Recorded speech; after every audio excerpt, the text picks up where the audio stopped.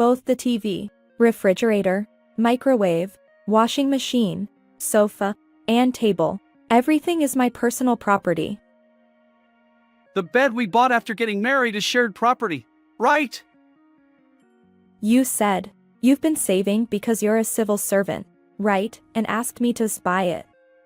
But I purchased it with my savings from when I was single. So it's my personal item. The only things you bought with your own money are the game console and Blu-ray recorder. Well, they're nice to have, but we wouldn't be in trouble without them.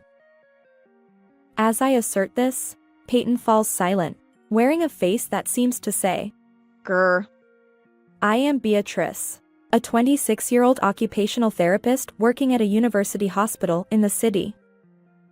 I live with my 2-year-older husband and his mother. We splurged on a newly built house last year, and we plan to pay off the 24-year mortgage together. My husband's name is Peyton. He works for a fairly large company. We met when I had just entered society, during my early days at the university hospital. It was at a forced group blind date that we crossed paths. I only went along to fill the members, with no particular interest in men. I didn't want to associate with people who treated group blind dates as a place to hunt for women. However, Peyton was also reluctantly dragged into it. And that's how we hit it off. Although it's a bit embarrassing to say we met at a group blind date, we've agreed to tell people it was through a friend's introduction. We dated for almost a year and eventually got married. Shortly after our marriage, my father-in-law passed away, and that's when I started living with my mother-in-law. And then, while we were still young, we decided to splurge and build a house last year.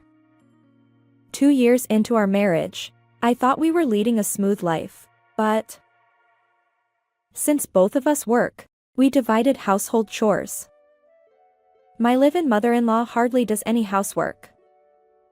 Despite being just 54 years old, she enjoys a leisurely retired life.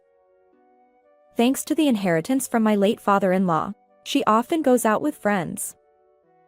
As for household tasks, I handle laundry and cooking, while Peyton takes care of cleaning and other chores.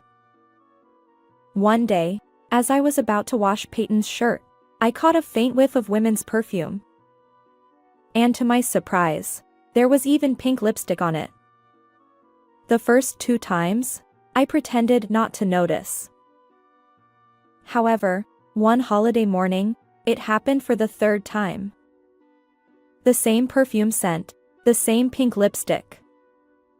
Isn't it rare for someone not to suspect infidelity in such a situation? Hey, Peyton. What's this? Huh? What are you talking about? I showed him the pink lipstick stain on his fragrant shirt. Just to clarify, are you cheating? But it wasn't Peyton who answered. It was my mother-in-law. Don't say ridiculous things. You're the one who doesn't trust Peyton, aren't you? However, irrefutable evidence had emerged. Despite my mother-in-law's anger, I ignored her and asked Peyton. And then, I have feelings for another woman. Not you, someone else. He confessed to the affair so casually. Can such a careless affair really exist?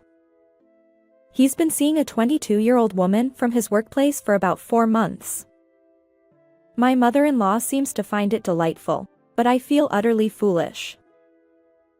Even though we just built this house, isn't this a bit much? I voiced my objection honestly, reflecting on my own actions. Perhaps our short courtship of less than a year was the downfall. I thought I was marrying a decent person and building a home together, but I failed to see through his character. If you want, we can break up. What? Why so high-handed? I was genuinely annoyed. Beatrice, Peyton looks elsewhere because his wife falls short. Excuse me? It's too much to defend him just because he's your son. As a wife, you should be a little more patient. Why are both my mother and my husband acting out and acting so superior? Marriage is about equality. It's absurd to expect only the wife to endure. Peyton, if you want to marry that woman, then we have no choice but to part ways. Fair enough. Beatrice, why don't you leave? I'll be living with her. Lorraine. Peyton said it without a hint of remorse, leaving me utterly exasperated. Can I ask you something? Why did Lorraine become the better choice? When I asked, Peyton responded with a smug expression. Unlike you, she doesn't nag me. You, as my wife, keep telling me to clean or take out the trash. We had already decided to divide household chores since we were both working. If you dislike doing housework so much, why didn't you say something? Besides, his energetic mother is also around. He could have asked her for help.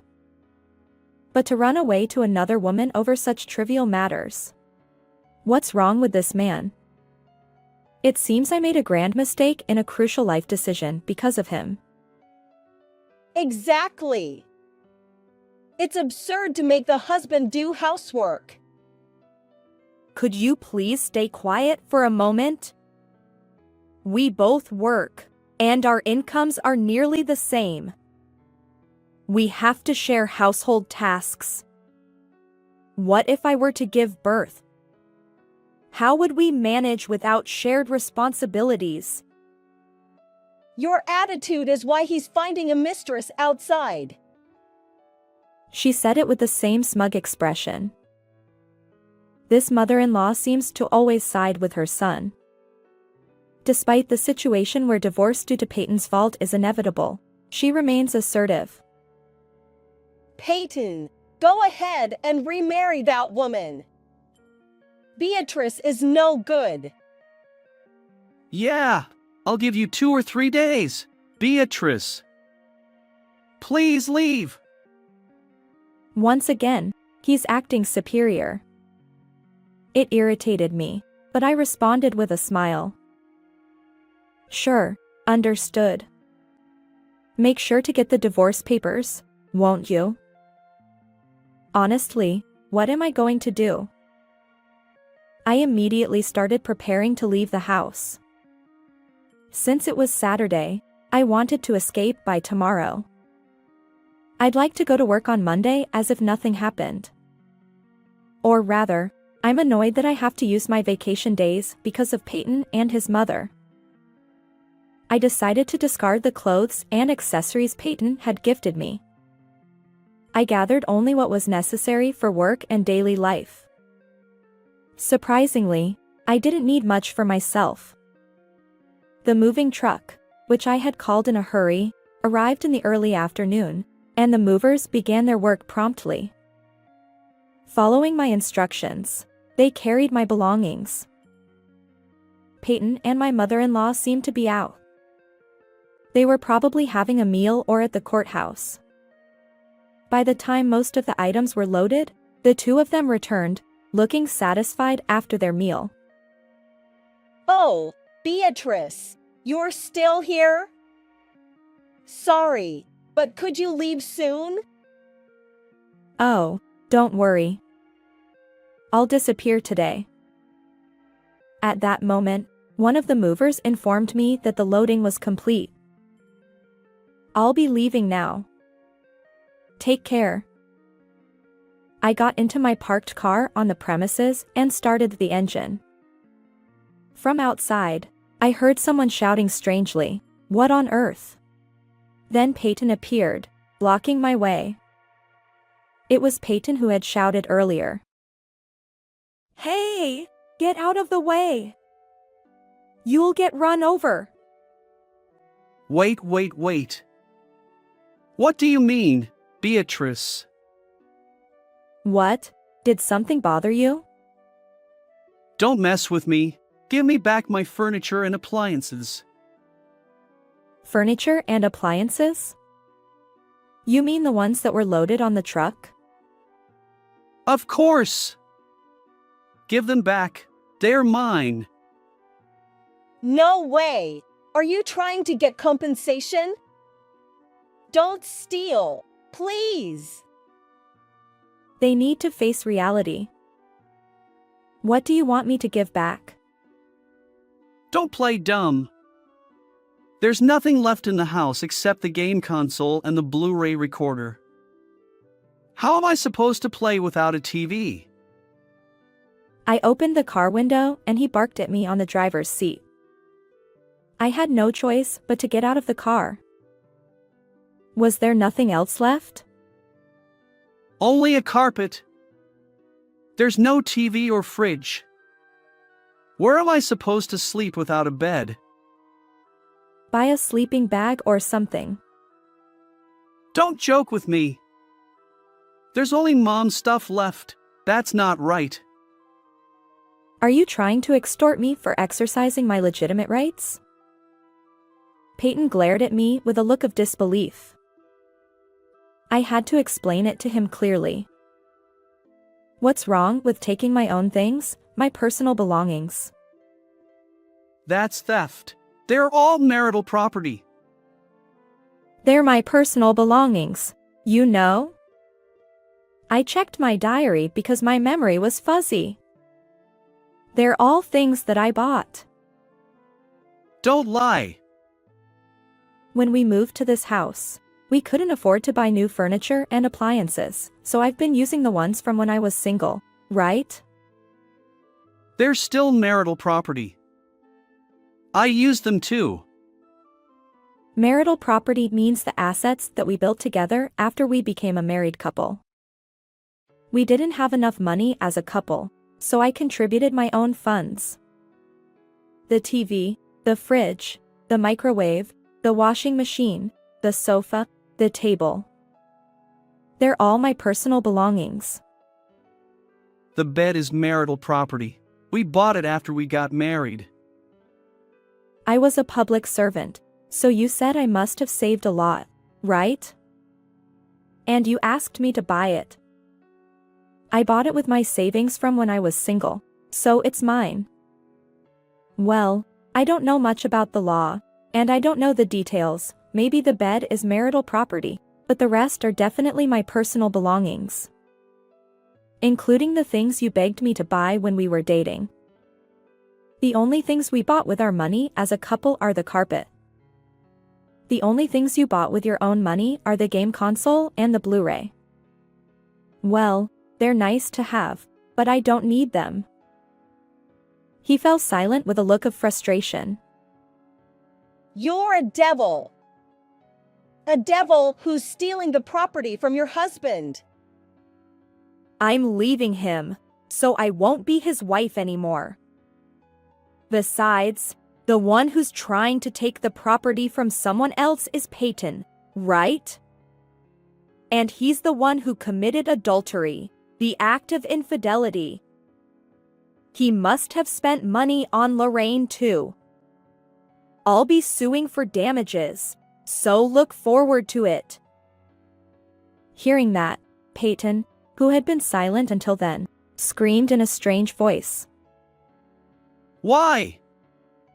Isn't this supposed to be an amicable divorce? Where's the amicability in this? I think it's strange to expect not to be sued. I sensed Peyton's delusional brain and felt empty. Why did I marry him? Then no property division. I'll fight the damages. Who needs such old-fashioned appliances anyway? This house is in my name. It's mine. Oh, I let you have the name only for yourself. Well, good luck with the mortgage payments. Get out of my house. I don't want to be with you anyway. Goodbye. Wait. Is the car yours too? It's the car I've been driving since I was single. What about it? Do I have to explain it to you again like before? I was finally freed from the pointless exchange. I didn't care about the house. I let Peyton do as he pleased. I'll probably have to fight over the damages from now on. I stayed at a business hotel for about a week. During that time, I searched for a place to move and completed the procedures. The moving truck kept my belongings for a while. My parents' home was about 3 hours away by car, and it was hard to go back. It would take me 3 hours to get to work if I went back to my parents' home. I had gotten a job at a university hospital near where I went to college. I had been living in this town for about 8 years since graduating from high school. Marriage and divorce. I never thought I would experience either. I settled down after starting to live alone again, and then I got a call from Peyton. Hey! Why are you suing Lorraine too for damages? Hello? You can't commit adultery by yourself, right? By the way, are you living with Lorraine? There was no reply right away. After a pause, Peyton squeezed out his voice. Of course I am. Okay, good for you, Mr. Show-Off. What? Is this your doing? Give me back Lorraine. Oh, did she run away from you? What did you do to her? This is your doing, isn't it? I didn't think the two adulterers would be able to get married so easily. She's a coworker, right? You divorced me and married her. It's obvious that you were having an affair. You work at the same place, after all. She quit because of you.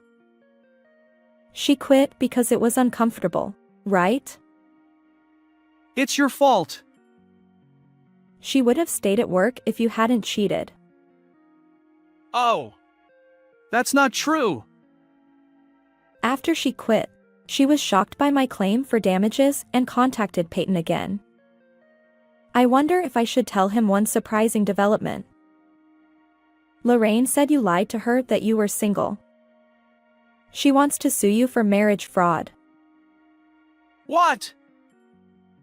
She said she wants to claim damages for being deceived. Lorraine just joined the company as a new graduate, right? We got married before she joined. How wicked of you to deceive such a girl. Actually, I met Lorraine at a cafe the other day. It was easy to contact her through Peyton's coworker. The coworker was more sympathetic to me than to Peyton. When I greeted her as the ex-wife, Lorraine was trembling. There, I told them both that I was suing them.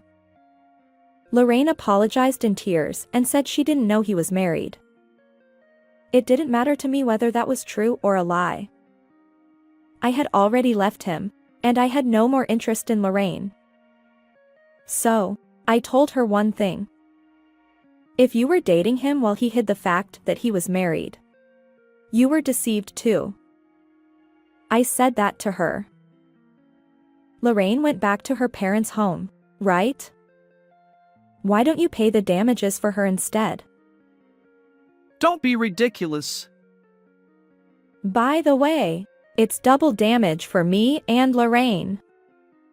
If you pay the amount I'm claiming from Lorraine, it's triple. Don't laugh. But it's someone else's problem. I can laugh. Peyton was ranting on the other end of the phone, but it didn't solve anything. I ended the call, saying I'll let my lawyer handle the details. Peyton paid me about $10,000 in damages. Lorraine also had to pay me about $5,000. But Lorraine received about $8,000 in damages from Peyton. She ended up with a plus, so maybe quitting was a learning experience. A while after the exchange of alimony was over, I got another contact from Peyton. Do you still need something? Help me, please. I can't borrow any more money from anywhere. Peyton was spending a lot on alimony payments. On top of that, the monthly loan was weighing heavily on him. That's right, it was different from when we were married. I paid for all the living expenses and Peyton was in charge of the loan. If I pay for both living expenses and loan, I'll run out of money. I also had to buy new furniture and appliances. I borrowed as much as I could from consumer finance. I'm in trouble with debt. Why don't you sell the house? You can pay off the loan. There was no way the loan would remain after selling it. Even if I sell it, I won't have much left after paying off the loan. My money is negative now, so I can't rent an apartment. If I sell the house, I have nowhere to go. Still, it would be better to reduce the debt than to keep carrying a large one. Peyton had lost the ability to make such important decisions. Why don't you sell the house and reduce the debt, and get some protection from the government? Mom says she hates the shame. It's not the time to talk about shame. Anyway, just sell the house. The debt will decrease. He should have sold the house and moved to public housing as soon as we broke up. I didn't say that. If he had done that, the loan would have been repaid before the wallet went bust. Peyton had become a debt hell by clinging to that house. Please, Beatrice, lend me some money. I quit my job and ran away with money borrowed from my colleagues. Dad's inheritance is gone, too, Mom says. The part 1 inherited is gone, too, for living in loan. It sounds pitiful if you only hear this, but I was also a lot of things, being cheated on and divorced. I have no reason to help Peyton, who I broke up with. There was no child between us. No one would blame me for cutting ties. Hey, we broke up because of infidelity, right? I was cheated on and kicked out, you know? Don't you have any relatives or people who can help you? Just go bankrupt and give up your vanity and get some help from the government. I can't do anything for you, and I have no reason to. Beatrice, please reconcile. The former mother-in-law seemed to have interrupted the phone call. Let's live together again. Call me Mom. You can remarry Peyton. I'll forgive you. That's worse than lending you money. Now that the divorce is over, Peyton only knows my cell phone number. They know my parents' house, of course, but they probably won't ask for help. Can you please stop contacting me? We're divorced, you know. We're strangers. Oh! What an ungrateful wife! I'm not a wife anymore, so I have no reason to talk. The former mother-in-law who ate up her husband's inheritance in a few years was pretty bad, too. I quietly hung up the phone and blocked the call. If they contact me again or contact my parents' house, it will probably be a stalker case and go to the police. It's been almost a year since the divorce. I haven't heard from Peyton and his mother. I heard a rumor from Peyton's coworker who lent him money and got scammed. Peyton and his mother abandoned everything and ran away to escape from the debt collectors. They seem to be living on the streets, changing places every day. By chance, I drove by the house where we lived during our marriage. The exterior had changed and there were strangers living there. Well, if the two of Peyton and his mother are alive, that's fine. I'm enjoying my life every day, and there's someone I'm interested in. but this time, I'll date him for a bit longer and make sure. How did you like this story? Please subscribe to the channel. See you in the next video.